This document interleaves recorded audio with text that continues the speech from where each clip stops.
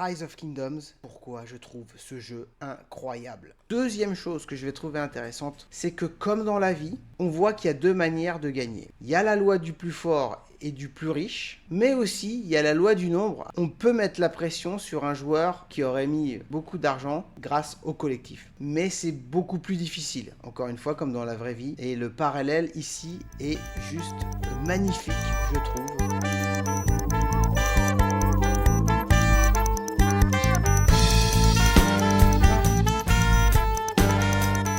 C'est-à-dire que celui qui va mettre le plus d'argent va facilement pouvoir mettre un rapport de force en sa faveur, imposer des choses. Quand on a de l'argent et qu'on est tout seul, on peut aller très vite. Mais si on est plus nombreux, on peut aussi revendiquer la même force, la même puissance collective. Au départ, j'ai plutôt rejoint des projets francophones parce que j'aimais bien discuter sur Discord, au moins de vive voix. L'idée, c'était au moins de partager les moments de jeu en vocal et d'avoir une interaction un peu plus humaine avec les joueurs de Rise of Kingdoms. J'ai rejoint des projets de streamers, il y en a quelques-uns quand même, ils existent. C'est vraiment intéressant parce que le jeu met directement en lumière notre rapport au pouvoir, notre rapport à l'argent, notre rapport au jeu, formidable. On va pouvoir capter un peu les profils de personnes à qui on aura affaire en fonction de ce qu'il va faire dans le jeu. Moi, à chaque fois, j'aime bien comprendre comment les décisions sont prises. Évidemment, le jeu est beaucoup plus sympa stratégiquement quand on est officier. Que si on n'est pas officier, on suit les ordres et il n'y a pas à réfléchir. Ce qui est le cas de 3/4 des joueurs. Donc évidemment, les soldats, ils sont là pour suivre les ordres. Parce que le jeu a quand même un côté militaire. C'est un jeu de guerre, mais on va retrouver aussi un côté historique. Et le jeu va un peu se transformer en outil pédagogique pour faire connaître l'histoire. Par exemple avec les commandants, qui sont des héros qui vont mener nos armées. Ce ne sont que des personnages historiques. Et en fait, à chaque fois, il y a quand même une jolie narration. Vous voyez par exemple Alexandre le Grand. Si je regarde un petit peu plus en détail, on va vraiment retrouver tout un descriptif assez intéressant sur sa véritable vie. Vous voyez, Alexandre III de Macédoine, plus connu sur le nom d'Alexandre le Grand. C'est un roi de l'ancien grand royaume de Macédoine. Voilà, c'est vraiment très détaillé. Le jeu, du coup, amène souvent à prendre connaissance sur des faits historiques. Il est en partenariat avec un musée pour justement mettre en lumière ce qui s'est passé dans les empires, dans l'histoire du monde, des différents peuples. Et on retrouve toutes les civilisations. Il y a les conquérants du monde, les héros celtiques, les grecs, coréens. Il faut savoir que le jeu est chinois, donc souvent l'histoire chinoise est un peu plus mise en valeur, mais quand même, ils essayent de mettre toutes les différentes civilisations connues. Voilà, Mathilde de Flandre, Cléopâtre, Mehmed, des civilisations arabes, vikings, de l'Empire russe, espagnol, les Mayas même. Donc ça, c'est un nouveau point très intéressant. D'ailleurs, il y a même un système de partiels. Tous les mois, il y a des quiz de culture générale, et souvent sur l'histoire, qui est proposé à tous les joueurs, et en fonction de leurs bonnes réponses, ils vont pouvoir avoir certaines récompenses. Il y a une partie de Rise of Kingdoms qui se veut pédagogique. Il y a la petite musique en fond, généralement c'est de la musique classique assez bien produite. J'avoue que je suis assez fan de la musique du jeu, je suis un amateur de classique. L'ambiance sonore est assez sympa.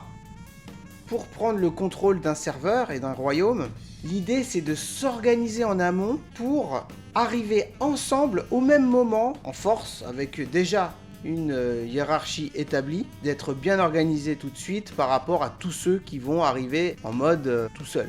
Il y a toute une vie en fait sur Discord généralement. Les joueurs vont s'organiser pour mettre en place des conquêtes de royaumes. J'ai même été amené à passer des entretiens pour postuler en tant qu'officier. Je m'en souviendrai toute ma vie.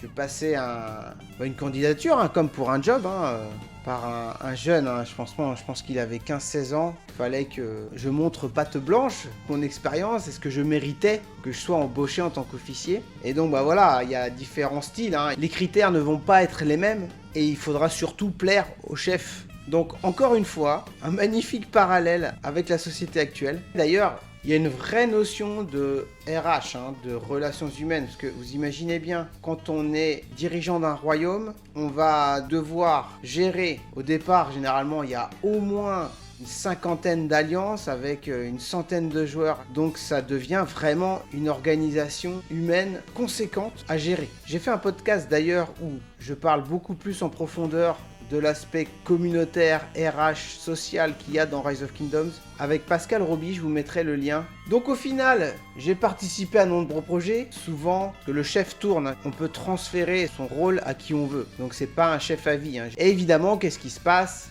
On a des trahisons, on a des gens qui s'entendent plus, des rapports humains qui changent. Et encore une fois, le parallèle est formidable avec la vie réelle, les relations humaines, ça va, ça vient. Donc j'ai rejoint plusieurs projets à chaque fois. Moi, ça m'amusait de voir les rapports humains, tout simplement, que le jeu mettait en lumière. Quand on est officier, on est un peu dans les discussions, on voit comment chacun gère les décisions, est-ce qu'il est autoritaire, est-ce qu'il laisse la parole aux personnes. Donc encore une fois, c'est super intéressant de voir ce fonctionnement. Donc j'ai vu pas mal de choses, moi je pose beaucoup de questions, au final c'est souvent quand même la loi du plus fort, on va pas se le cacher. Le plus souvent ça marche comme ça, même si justement, que ce soit dans la vie d'ailleurs ou dans le jeu, j'aime croire que c'est la loi du plus stratégique, du plus diplomate, parce que la diplomatie a une partie très importante, et ça pareil ça me passionne. Je pense que j'aurais voulu être diplomate, et là c'est un très bel aperçu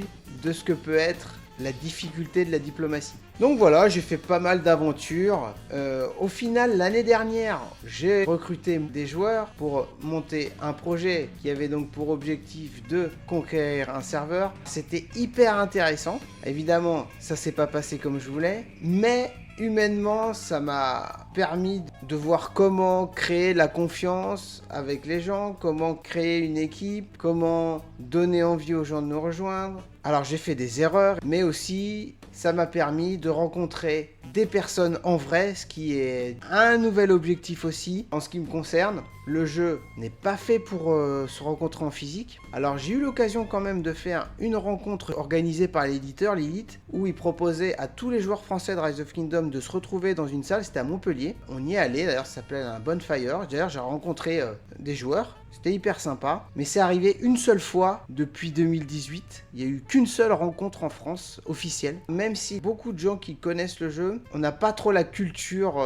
militaire en France, parce que pour être bon dans le jeu, il faut beaucoup de discipline. Et je suis pas sûr que ce soit une des caractéristiques des joueurs français. Généralement, en France, on a quand même beaucoup de choses à défendre, on est très libre, qu'on a souvent un avis, et du coup, c'est beaucoup plus difficile de continuer à s'entendre sur le long terme avec une hiérarchie assez verticale. Après, encore une fois, on ne peut pas tout faire tout seul. Un chef ne veut pas rester chef 24 heures sur 24. Quelque part, il est obligé de transférer le pouvoir. Ça aussi, c'est quelque chose que je trouve intéressant. Donc Rise of Kingdoms est a priori le meilleur jeu dans sa catégorie, qui va rentrer dans sa 8e année. Il a une version qui est très jouable sur mobile. On peut aussi jouer sur PC. Il y a une notion de micro-gestion qui rend le jeu très intéressant. C'est un très bon jeu de quête de pouvoir, très bon jeu historique, révélateur de personnalité. En fait, chaque joueur il est confronté à des choix importants qu'on retrouve aussi dans sa vie de tous les jours. C'est pour ça que ça devient bien plus qu'un jeu ordinaire. Donc on est confronté à des choses telles que la hiérarchie, quelle organisation créer pour réussir, quel rapport on a avec le pouvoir, quel rapport on a avec l'argent qu'on veut mettre dans ce pouvoir ou non. Est-ce que du coup l'argent peut remplacer le talent ou la stratégie? Le jeu amène à se poser ce genre de questions, la notion de diplomatie, de guerre, et là j'ai vu que ça allait être très compliqué de prendre le pouvoir dans un serveur. Merci d'avoir suivi la vidéo jusqu'ici, et si t'es encore là, c'est le moment de t'abonner ou de lâcher un commentaire. Si t'aimes bien ce que je fais, si t'as envie de suivre un peu plus les choses, n'hésite pas à me faire signe. Je fais pas beaucoup de vidéos, mais j'en ferai quand même de manière un peu ponctuelle. Je préfère carrément jouer que faire des vidéos. Voilà, je suis quand même tous les jours sur le jeu, même si parfois j'y passe que 5 minutes. Je passe jamais que 5 minutes.